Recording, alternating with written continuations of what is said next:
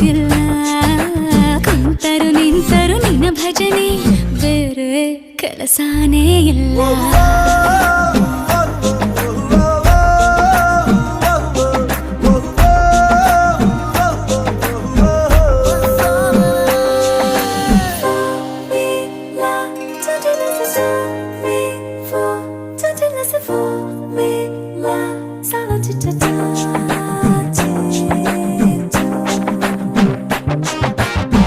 ದಿನ ರಾತ್ರಿಯು ನಿಲ್ಲದೆ